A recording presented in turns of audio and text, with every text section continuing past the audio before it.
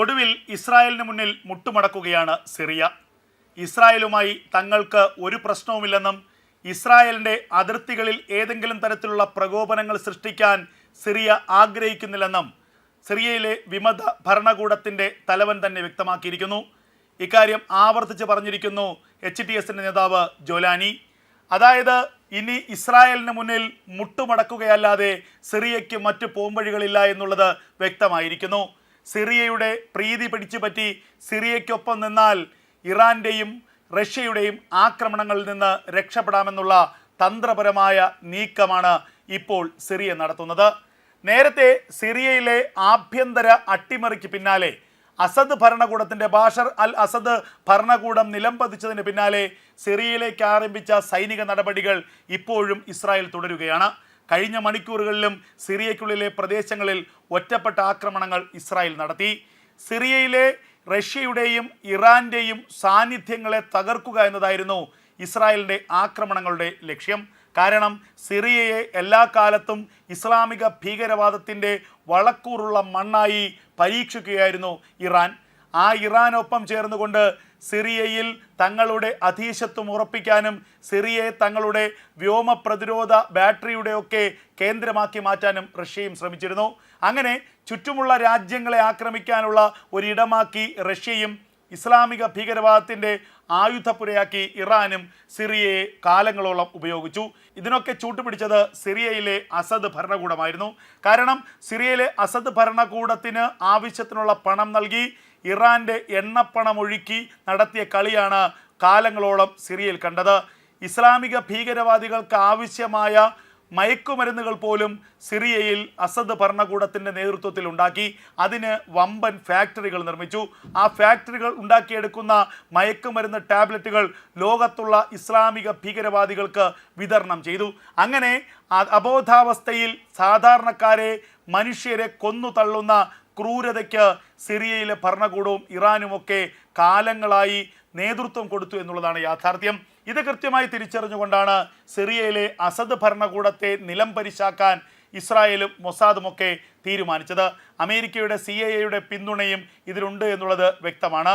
നേരത്തെ തുർക്കിയുടെ സൈനിക സഹായത്തോടു കൂടിയാണ് വിമതസേന ആദ്യഘട്ടത്തിൽ കലാപം ആരംഭിച്ചത്. എന്നാൽ 11 ദിവസം കൊണ്ടാണ് പൊടുന്നനെ ആ കലാപം ആളിപ്പടർന്ന് സിറിയൻ തലസ്ഥാനമായ ഡമാസ്കസ് പിടിച്ചെടുക്കുന്ന ഒരവസ്ഥയിലേക്ക് എത്തിയത്. വിദേശ ശക്തികളുടെ അല്ലെങ്കിൽ ബാഹ്യശക്തികളുടെ സഹായമില്ലാതെ ജൊലാനിക്കും HTSനും അല്ലെങ്കിൽ സിറിയൻ നാഷണൽ ആർമിക്കുമൊന്നും സിറിയയുടെ ഔദ്യോഗിക സേനയെ ഇത്ര വേഗം പരാജയപ്പെടുത്താൻ കഴിയില്ല എന്ന് ഇറാനും റഷ്യയ്ക്കുമൊക്കെ കൃത്യമായി അറിയാം. തുർക്കിയുടെ സഹായം പോലും പരിമിതമായിരുന്നു. അവിടെയാണ് മൊസാദിൻ്റെയൊക്കെ കൃത്യമായ സാന്നിധ്യം ഇപ്പോൾ ഇറാൻ മനസ്സിലാക്കുന്നത്. ജോലാനി പറഞ്ഞതുപോലെ കയ്യിൽ എണ്ണാവുന്ന തോക്കും കൊണ്ടായിരുന്നു ഞങ്ങൾ യുദ്ധം തുടങ്ങിയത്. എന്നാൽ യുദ്ധം അവസാനിപ്പിക്കുന്ന ഘട്ടം ഞങ്ങൾ ഡമാസ്കസിലേക്ക് എത്തുമ്പോൾ ഞങ്ങളുടെ പക്കൽ ആയുധങ്ങളുടെ ഒരു വമ്പൻ ശേഖരം തന്നെയുണ്ട്. അങ്ങനെ ആയുധങ്ങളും പണവും ആളും നൽകി സിറിയയിലെ അസദ് ഭരണകൂടത്തെ നിലം പതിപ്പിക്കുമ്പോഴും വരാനിരിക്കുന്ന ദുരന്തത്തെ കൃത്യമായി മുന്നിൽ കാണുകയായിരുന്നു ഇസ്രായേൽ. സിറിയയിലെ അസദ് ഭരണകൂടവും നിലവിൽ സിറിയയിലെ ഭരണം പിടിച്ചെടുത്ത HTSും ജൊലാനിയുമൊക്കെ ഒരു നാണയത്തിൻ്റെ 2 വശങ്ങളാണെന്ന് ബെഞ്ചമിൻ നെതന്യാഹുവിന് കൃത്യമായി അറിയാമായിരുന്നു.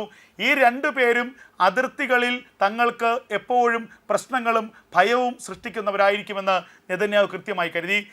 അത് മുന്നിൽ കണ്ടുകൊണ്ടാണ് അസദ് ഭരണകൂടം നിലം പതിച്ചതിന് പിന്നാലെ സിറിയയിലേക്ക് വമ്പൻ ആക്രമണങ്ങൾ ഇസ്രായേൽ നടത്തിയത്.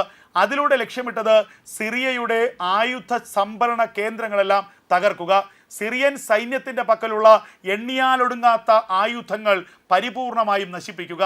സിറിയയിൽ ഇറാൻ നിക്ഷേപിച്ചിട്ടുള്ള ആയുധ പുരകളുണ്ട്.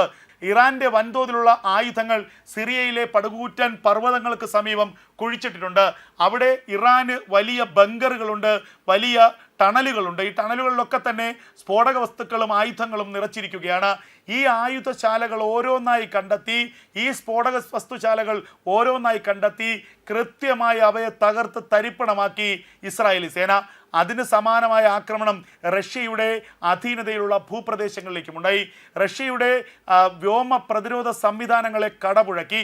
അങ്ങനെ സിറിയ എന്ന രാജ്യത്തിലെ ഔദ്യോഗിക സേനയുടെ പക്കലുണ്ടായിരുന്ന 90% ആയുധങ്ങളും സിറിയയിൽ കുഴിച്ചിട്ടിരുന്ന മുഴുവൻ ആയുധങ്ങളും ഇസ്രായേൽ നശിപ്പിച്ചു. ഇതിലൂടെ 2 ലക്ഷ്യങ്ങളാണ് ഇസ്രായേൽ നേടിയത്. ഒന്ന്, അസദ് ഭരണകൂടം നിലംപതിച്ചതിന് പിന്നാലെ ഹിസ്ബുള്ളയുടെ കടന്നാക്രമണം ഉണ്ടാകാം സിറിയയിലേക്ക്. ആ ഹിസ്ബുള്ളയ്ക്ക് ഈ ആയുധങ്ങളുടെ ഒരു പങ്ക് കിട്ടിയാൽ പിന്നീട് അത് ഇസ്രായേലിന് വലിയ തലവേദനയാകും. ആ ലക്ഷ്യം അവർ നിറവേറ്റി. ഹിസ്ബുള്ളയ്ക്ക് ഒരു പൊട്ടാസ് പോലും ലഭിക്കാത്ത സാഹചര്യം ഉണ്ടായി. ഇറാന് ഈ ആയുധങ്ങൾ വീണ്ടെടുക്കാൻ കഴിയാത്ത അവസ്ഥ വന്നു. അങ്ങനെ ലെബനൻ സിറിയ അതിർത്തിയിലുടനീളം ബോംബിട്ട് തകർത്തുകൊണ്ട് ലെബനനിൽ നിന്ന് ഒരു ഈച്ചയ്ക്ക് പോലും ഒരു ഉറുമ്പിന് പോലും സിറിയയിലേക്ക് കടക്കാൻ കഴിയാത്ത വിധം ആ അതിർത്തി തകർത്തു തരിപ്പണമാക്കി. പിന്നാലെ ആയുധപ്പുരകൾ തീർത്തു. അങ്ങനെ സിറിയയിലെ ആയുധങ്ങൾ മറ്റൊരു ശത്രു രാജ്യത്തിനും ലഭിക്കില്ല എന്ന് ഉറപ്പുവരുത്തുകയായിരുന്നു ഇസ്രായേൽ ചെയ്തത്. അതിന് പിന്നാലെ സിറിയയിലെ വിമത സേനയുടെ മുനയൊടിക്കുക, അവരുടെ ആത്മവിശ്വാസം ആത്മവീര്യം കെടുത്തുക എന്നതായിരുന്നു അടുത്തുള്ള തുടർ ആക്രമണങ്ങളിലൂടെ ഇസ്രായേൽ ലക്ഷ്യമിട്ടത്. അതിന് ഏറ്റവും പ്രധാനപ്പെട്ട നീക്കം അവർ നടത്തിയത് ഗൊലാൻ കുന്ന് പിടിച്ചെടുക്കുകയായിരുന്നു. ഗൊലാൻ കുന്ന് പിടിച്ചെടുത്തു. ഐക്യരാഷ്ട്രസഭ തയ്യാറാക്കിയ ബഫർ സോൺ കടന്നു, സിറിയയ്ക്കുള്ളിലേക്ക് കടന്നു. എന്തിനേറെ പറയുന്നു, ഡമാസ്കസ് അടക്കമുള്ള ഹൈദ അടക്കമുള്ള പട്ടണങ്ങൾ ഇസ്രായേലി സേന പിടിച്ചടക്കി. ഇസ്രായേലിൻ്റെ പീരങ്കിപ്പട 200-300 മൈലുകൾ സിറിയയ്ക്കുള്ളിലേക്ക് കടന്നു കയറി. അപ്പോൾ ഒരു സമ്പൂർണമായ അധീശത്വം, മേധാവിത്വം സിറിയയിൽ ഉറപ്പിക്കുക എന്നതായിരുന്നു ഇസ്രായേൽ ലക്ഷ്യമിട്ടത്. ഇതിലൂടെ ഭയന്ന് വിറച്ചത് സിറിയയിലെ വിമത സൈന്യമാണ്. സിറിയയിലെ വിമത സൈന്യം നേരിടുന്ന 2-3 പ്രതിസന്ധികൾ കൂടിയുണ്ട്. അത് ഒന്ന്, ഇറാനും റഷ്യയും ഈ വിമത സേനയുടെ ശത്രുക്കളാണ്. പ്രത്യേകിച്ച് അസദ് ഭരണകൂടത്തെ അട്ടിമറിച്ചതിൻ്റെ വിരോധം ഇവർക്ക് ഈ വിമത സേനയോടുണ്ട്. മറ്റൊന്ന്, ഈ 2 രാജ്യങ്ങൾക്കും സിറിയയ്ക്കുള്ളിൽ തങ്ങളുടെ മേധാവിത്വം പുനഃസ്ഥാപിക്കേണ്ടത് അവരുടെ യുദ്ധപരമായ കാര്യങ്ങളിൽ അനിവാര്യവുമാണ്. അപ്പോൾ ഏത് നിമിഷവും ഈ വിമത സേനയെ സിറിയയ്ക്കുള്ളിൽ റഷ്യയും ഇറാനും ആക്രമിക്കും.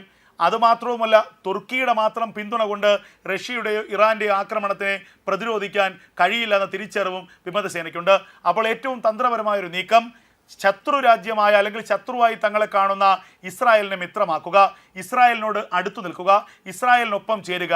അപ്പോൾ 2 ഗുണം. ഒന്ന്, ഇസ്രായേലിൻ്റെ ആക്രമണങ്ങൾ ഉണ്ടാകില്ല എന്ന് മാത്രമല്ല, മറ്റ് ശത്രു രാജ്യങ്ങളുടെ ആക്രമണങ്ങളിൽ നിന്ന് ഇസ്രായേൽ തങ്ങളെ രക്ഷിക്കുകയും ചെയ്യും. കാരണം സിറിയയ്ക്കുള്ളിൽ റഷ്യയുടെയും ഇറാൻ്റെയും മേധാവിത്വം ഉണ്ടാകാതിരിക്കുക എന്നത് ഇസ്രായേലിൻ്റെ കൂടി അനിവാര്യതയാണ്. കാരണം തൊട്ടടുത്തുള്ള ഒരു അയൽ രാജ്യത്ത് സ്വാഭാവികമായും തീവ്രവാദത്തിൻ്റെ ശക്തി ഉണ്ടായാൽ അത് തങ്ങളുടെ അതിർത്തികളെ ബാധിക്കുമെന്ന് കൃത്യമായി ഇസ്രായേലിനറിയാം. അത് ലെബനനിലും അതുപോലെ ഗാസയിലുമൊക്കെ ഇസ്രായേൽ അനുഭവിച്ചതുമാണ്. അതുകൊണ്ട് ഇസ്രായേലിനെ കൂടെ നിർത്തുക എന്ന തന്ത്രപരമായ നീക്കത്തിലേക്ക് ഇപ്പോൾ മുന്നോട്ട് പോവുകയാണ് സിറിയയിലെ വിമത സേന. അതുകൊണ്ട് തന്നെയാണ് HTSൻ്റെ തലവൻ പറഞ്ഞിരിക്കുന്നത്, ഇസ്രായേലിനോട് ഞങ്ങൾക്ക് യാതൊരു ശത്രുതയുമില്ല. ഇസ്രായേൽ അവരുടെ അതിർത്തികൾ കാക്കാൻ ചില നടപടികൾ എടുത്തു. അതിനുള്ള അവകാശം അവർക്കുണ്ട്. അതിൽ ഞങ്ങൾക്ക് പരിഭവമില്ല. ഇനി ഇസ്രായേലിനോട് യുദ്ധം ചെയ്യാൻ ഞങ്ങൾക്ക് താല്പര്യമില്ല. സമാധാനത്തോടെ കഴിയണമെന്നതാണ് ഞങ്ങളുടെ ആഗ്രഹം. അസദ് ഭരണകൂടം കഴിഞ്ഞ എത്രയോ വർഷങ്ങളായി ഈ ജനതയ്ക്ക് നൽകിയിരുന്ന ദുരിതവും ദോഷങ്ങളും മാറ്റി ഒരു നല്ല നാളേക്കുള്ള ഒരു സ്വപ്നമാണ് ഞങ്ങൾ കാണുന്നത്. അതിന് ഞങ്ങൾക്ക് ഇസ്രായേലിൻ്റെ സഹായം ആവശ്യമുണ്ട്. ഇസ്രായേലിൻ്റെ സ്നേഹം ഞങ്ങൾക്ക് ആവശ്യമുണ്ട്. അതിർത്തിയിൽ തർക്കങ്ങളില്ലാത്ത, ശത്രുതയില്ലാത്ത 2 രാജ്യങ്ങളായി കഴിയേണ്ടതിൻ്റെ അനിവാര്യത ഞങ്ങൾ മനസ്സിലാക്കുന്നു എന്ന് HTS, അതായത് സിറിയയിലെ വിമത സേന പറയുമ്പോൾ എത്രത്തോളം അവർ ഇസ്രായേലിൻ്റെ പിന്തുണ ആവശ്യപ്പെടുന്നു, അവർ ആഗ്രഹിക്കുന്നതിൻ്റെ തെളിവാണ്. അതായത് മറ്റുള്ള ഇസ്ലാമിക ഭീകരരെ മുഴുവൻ തള്ളിപ്പറഞ്ഞിരിക്കുന്നു HTS. ഇസ്രായേലിനെ പാടിപ്പുകഴ്ത്തുകയാണ്.